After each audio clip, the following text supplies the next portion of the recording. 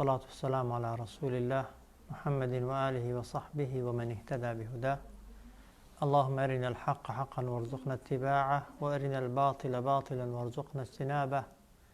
لدرس تفسير سورة بقرة قيشتنا آياتي 16 استا آياتي 17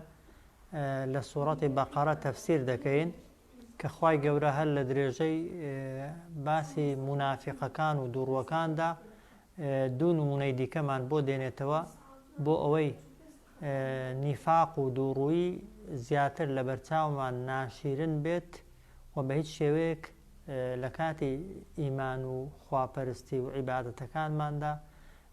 خومن نزيق نخينوا لصفات آكاري منافق ودور وكان چونك باس من کرد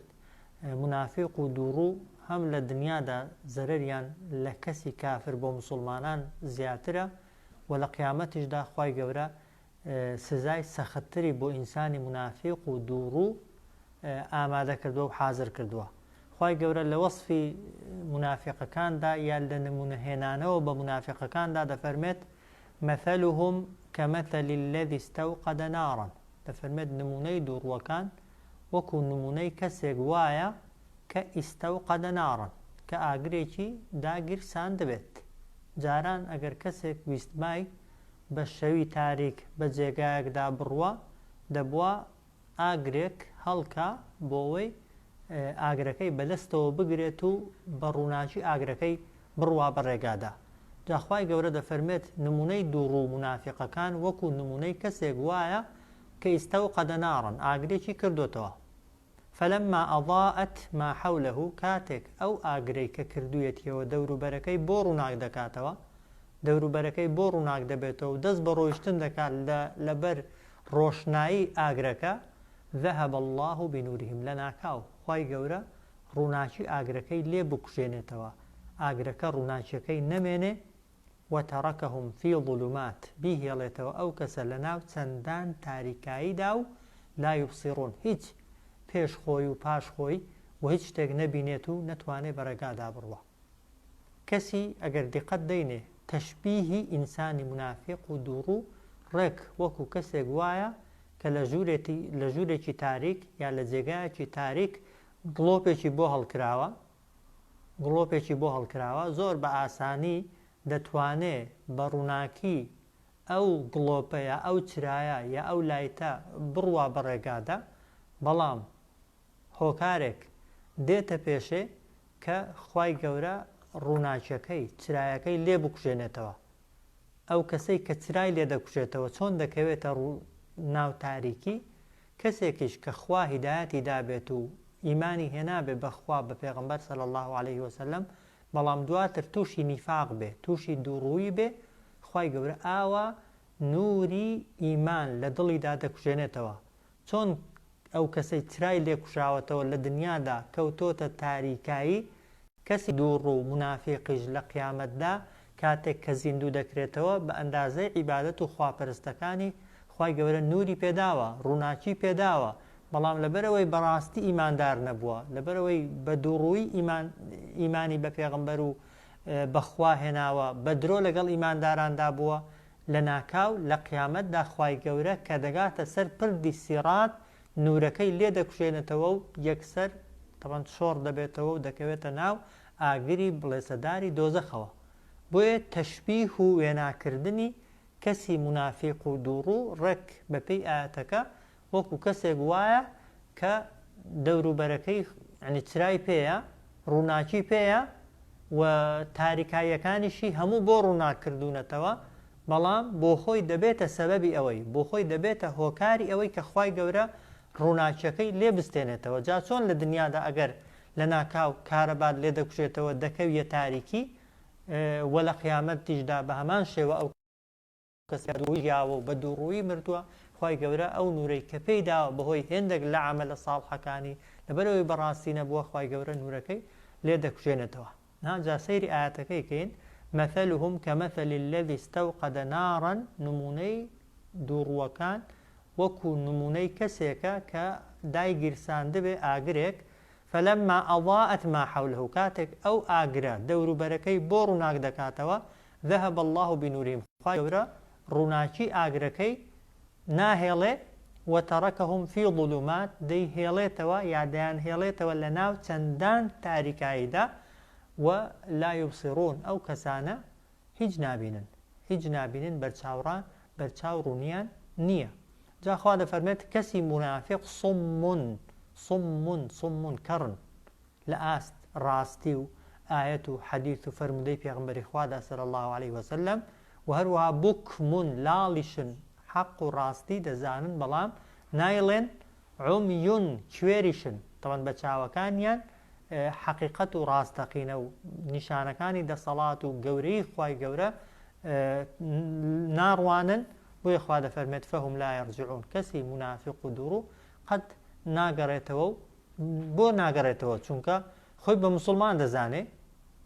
پێی وایە لە دنیادا چۆن توانیوێتی مسلمانێک فریودا و مسلمانێک بە قسەی لوس قەناعەت پێ بکا و بیخەڵەتێنێ وا دەزانێت لە قیامەتێشدا خوای گەورە ئاگای لە نهێنی ناو دڵەکانی نییە و ئاگای لە سڕی دڵی نییە وا دەزانێت لە قیامەتێشدا ئەوەی لێ قبول دەکرێ بڵێ خوا خۆ منیش لە دنیادا گوتم مسلمانم خۆ منیش چوومە مزگەوتێ خۆ منیش نوێژم کرد خۆ منیش جەماعەتم کرد نوێژکردن و جەماعەتکردن و عیبادەتکردن و خواپەرستیکردن ئەگەر لە دڵەوە نەبێ ئەگەر لە دڵێکی خاوێنەوە نەبێت لە دڵێکی پاکەوە سەرچاوە نەگرن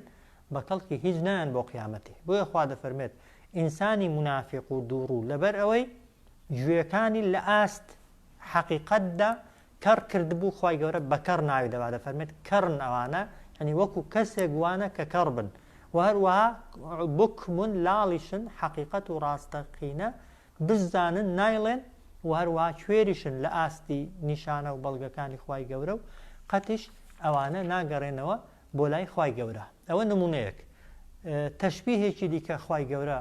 بۆمان دەکات هەر بۆ منافق و دوڕوەکان دەفەرمێت ئەو کە صەیبین من السەماء نمونەی کەسی منافق وەکو نمونەی کەسێکە کە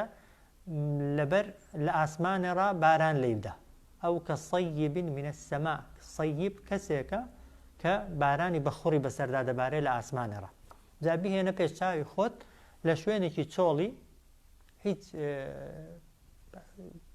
شتێکت لەکن نییە خۆتی پێ لە باران بپارێزی و هیچ حیوانێکیشی لێ نییە بسیە ژێری بارانی بەخۆڕ بەسەرتدا دەبارێ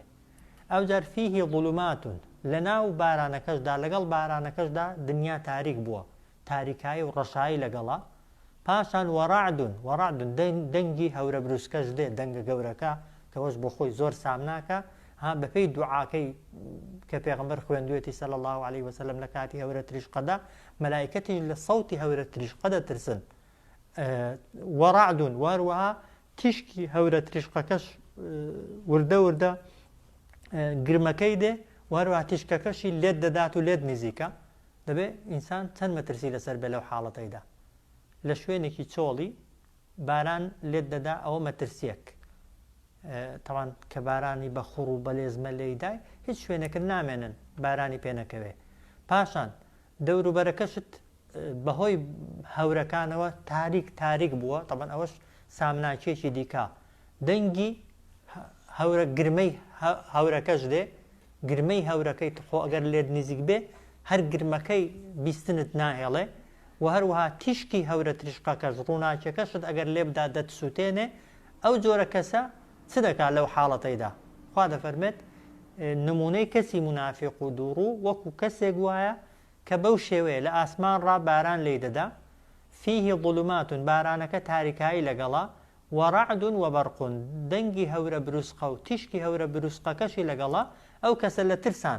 لە ترسان یەجعلونە ئەصابعهم فی ئاذانهم پەنجەکانیان دەخەنە ناو گوێیان سەرە پەنجەکانیان لە ترس دەخەنە ناو گوێیان من الصواعق کاتێک کە دەنگی هەورە تریشقەکە دێ حەذەر المەوت لە ترسی ئەوەی کە نەمرن بەڵام ئایا میهێنینە پێشچاوی خۆمان ئەو کەسەی کە لە دەشتێکی وەک دەڵێ بێ هەیواندایە هیچی پێ نییە بارانی بەسەردا دەبارێ دنیای لێ تاریک بووە گرمەی هەورە تریشقەکەی دێت و تیشکەکەشی لەگەڵا گوێی خۆت بگری یان نەگری چاوی خۆت بگری یان نەگری خۆ ئەگەر هەورە تریشقەکە لێدا هەر لێت دەدا و ئەو بارانەی بەسەرتدا دەبارێ بەوەی کە چاوی خۆت گرتووە بارانەکەی نابینی بارانەکەت هەر پێ دەکەوێت چاوی خۆت دەگری هەورە تریشقەکەی نابینی خۆ ئەگەر هەورە تریشقەکە لە خۆتدا دەتسووتێنێ دەنگەکە گوێت بگری یان نەیگری ئەگەر زۆر لێت نزیک بی دەنگەکە زۆر بەهێزتر و بەقووەترە لە ئاستی ئەوەکەی تۆ کە بتوانانی بیستنەکەی خۆت بە پەنجەیەکی داخەی و قەپاتکەی لەگەڵ ئەوەیدا کە زۆر مەترسید لەسرە ئەگەر خوای گەورە بیەوێت مەترسیەکەت هەرتوش دەکا جاخوا دەفەرمێ والله محیط بالکافرین خوای گەورە بەم شێوەیە دەورەی کافرانی داوە جا ئەو تەشبیهە چۆنە طبعا دەکرێ بڵێن چۆن بەوەی کە کەسەکە دەترسێ لە بارانێ لە هەورە تریشقەی لە تیشکی هەورە تریشقەی لە تاریکی هیچیانی لێ دوور ناکەونەوە منافقەکانیش چەندە ڕقیان لە ئیسلام بێت چەندە ڕقیان لە مسلمانان بێت خوای گەورە ئەگەر نەسڕەت و سەرکەوتنی بۆ مسلمانان نارد ئەوان بیانەوێ یانەیانەوێ چاویان پێی هەڵبێ یا پێیان هەڵنەیە حەزیان لە بیستنی دەنگ و باس و سەرکەوتنی مسلمانان ببێ یانەبێ خوای گەورە نەسڕ و سەرکەوترەکەی هەر دەنێرێ ئەوە یەک تەشبیهێکی دیکە دەکرێ بڵێن چۆن ئەو کەسە لە هەر چوار دەورەی دەورە دراوە لەسەری ڕابارانی بەسەردا دەبارێ و دەوروبەرەکەی هەر چوار دەورەی تاریکاییە و دەنگیش لە هەر چوار دەورەی ڕادێ تیشکەکەش لە هەموو لایەن ڕادێ ئەگەر بێ ئەو کەسە چۆن لەژێر کاریگەری ئەو تاریکی و باران و سەوت و هەورە تریشقەیەدایە بە هەمان شێوەش هەمیشە ئینسان ئاوا لەژێر دەسەڵاتی خوای پەروەردیگاردایە خوای گەورە بیەوێت لەسەری عەذابمان بۆ دەنێرێ بیەوێت لە ڕاستمان لە چەپمان لە پێشمان لە سەرمان لە خوارمان هەر چوار دەورەی هەر کەسێک لە ئێمە و بە تایبەتیش ئینسانە منافق و دوڕوەکان بۆ سزادان خوای گەورە چوار دەورەی گرتوون هەر کاتێک بیەوێ خوای گەورە سزایان دەدا جاخوا دەفەرمێت یەکاد البەرق یەخطەف ئەبصارهم خەریکە ئەو هەورە تریشقەیە بەتەنێ چاوەکانیان کوێرکە هەورە تریشقەکە بەتەنێ ئەگەر بە چاوی ئینسان کەوێ بەس ڕووناچیەکە چاوی تۆ بینایی چاوی تۆ لە ناو دەبات چونکە تیشکەکەی زۆر بەقوترە لە ئەوەی ئێمە چاوی ئێمە تەحمولی چۆن لە تاریکی داشت نابێنێ ئەگەر ڕووناچێکی لە سنوور بە دەریشی پێ بکەوێت تەوان کوێری دەکات و لە ناوی دەبا یەکاد البەرق یەخطەف ئەبصارهم خەریکە هەورە تریشقەکە چاویان دەبا کولەما بەڵام لەگەڵەوەشدا کە هەورە تریشقەکە مەترسی لەسەریان هەیە كلما أضاء لهم مشوا فيه هەر کاتێک کە هەورە تریشقەکە دەوروبەرەکەیان بۆ ڕووناک دەکاتەوە مەشوا فيه لەژێر ڕووناکی ئەو هەورە تریشقەیەدا دەیانەوێ بڕۆن وإذا أظلم عليهم قاموا کاتێکش کە تاریک دەبێتەوە لە شوێنی خۆیان ڕادەوەست ئینسانی منافق کاتی خۆی لە بەرامبەر ئیسلامدا ئاوا بوون ئەگەر مسلمانان سەرکەوتبانە بەرەو سەرکەوتنبانە خۆشیان توش هاتبایە غەنیمەت و دەستکەوتی دنیاییان هەبایە هەموویان دەچوونە تەنیشت پێغەمبەری خوا صلی الله عليه وسلم بە زمانی لووسیان خۆیان بە نزیکی هەرە نزیکی پێغەمبەر صلی الله عليه وسلم حساب دەکرد و خۆیان بە مسلمانی دەرەجە یەک و بە عیار 24 لە قەڵەم دەدا بۆی لە خێر و بەرەکەتەکەی دنیایە بەشدار بن چۆن کەسێک لە تاریکیدا ئەگەر هەورە تریشقەکە لێشی بترسێ هەرە بەڵام دەیەوێت ئیستیفادەی لێ بکە و کاتێکیش مسلمانان ئەگەر ناڕەحەتیەکیان توش ببایە تووشی شکستێک بووبانە لە شوێنی خۆیان دەوەستان دەچوونە لای گەورە و سەرکردە کافرەکانیان خۆیان بە بێباوەڕ و بە خراپەکان حساب دەکرد جاخوا دەفەرمێ إن الله على كل شيء قدير بێگومان خوای گەورە بەسەر هەموو شتێکدا زۆر بەتوانایە دوو تەشبیه خوای پەروەردیگار هێناویەتیەوە لەو سوورەتەدا بۆچی بۆ ئەوەی نیفاق و دووڕووی لە کنمان ناشرین کە وەکو گوتمان نمونەی یەکەم بە کەسێک هێناویەتیەوە کە چرایەکی ڕووناک یا ئاگرێکی ڕووناکی پێیە لە شوێنێکی تاریک بەڵام بەهۆی دووڕووی و نیفاقەکەیەوە خوای گەورە ئەو نور و ڕووناکیەی لێ دەکوژێنێتەوە و کەسەکە دەکەوێتەوە تاریکایی کە منافق و دووڕووەکان دەدنیاڕەوە بوو لە قیامەتێ شەر ئاوا یەکەم جار ئیمانیان هێنا بوو دڵیان ڕووناک بووبوویەوە بە ئیسلام و بە ئیمان بەڵام بەهۆی نیفاقەوە خۆیان خستەوە تاریکی و لە قیامەتیشدا بە نەسی ئاەت کە زیندوو دەکرێنەوە چونکە ئینسانی منافق هێندێک نوێژ و دەستنوێژ و عیبادەت و عەمەلی ساڵحی کردوون نورێکی لە جەستەیدایە بەڵام کە نزیک دەبێتەوە لە پردی سیڕات و دەیەوێت بپەڕێتەوە ڕەک خوای گەورە نورەکەی لێ دەکوژێنێتەوە و دەکەوێتە یەک پارچە ڕەشایی و یەکسەر سەروەبن دەبێت و دەچێتە ناو ئاگری دۆزەخ خوا پەناماندا. نمونەی دووهەم وەکو گوتمان کەسی منافق هەر چوار دەورەی کۆنتڕۆڵ کراوە بە دەسەڵاتی خوای پەروەردیگار. چۆن کەسێک لەبەر بارانێ بارانیش لێی دەدا، تاریکایشی لە دەوروبەرە، دەنگی هەورە تریشقەکەشی بۆ دێت، تیشکی هەورە تریشقەکەشی بۆ دێت و لە هەر چوار دەورەی ڕا مەترسی لەسەرە. کەسی منافق و دووڕوش لە دنیادا ئاوا لەژێر کۆنتڕۆڵ و دەسەڵاتی خوای پەروەردیگاردایە. هەر کاتێک خوای گەورە بیەوێ بەو شێوەیە عقوبەی دەدا و سزای دەدا. سیفەتێکی دیکەی منافقەکان کە هەر لە ئاەتەکەی فێری دەبین ئەوەیە کە ئینسان لە خۆشیدا خۆی بە موسڵمان بزانێ، لە مەسلحەت و بەرژەوەندی لە چاکە و سەرکەوتندا خۆی بکا بە شەریک، بەڵام کاتێک کە موسڵمانان تووشی شکست و ناڕەحاتی بوون خۆی بە دوور بگرێت کە بە هیچ شێوەیەکی موسڵمان لە دنیادا خۆشیشی توش دێ ناخۆشیشی توش دێ. ئینسانی چاکەکار ئەوەیە کە لە خۆشیدا عەبدی خوای پەروەردیگار بێت و شکری خوای پەروەردیگار کە لە ناخۆشیشدا بە هەمان شێوە سابیر و خۆڕاگر بێت. خوای گەورە هەموو لایەکمان لە سیفەتی منافقی و سیفەتی دوڕووی پەنادا و بمان پارێزێ. ئامین والحەمدولله رب العالمین.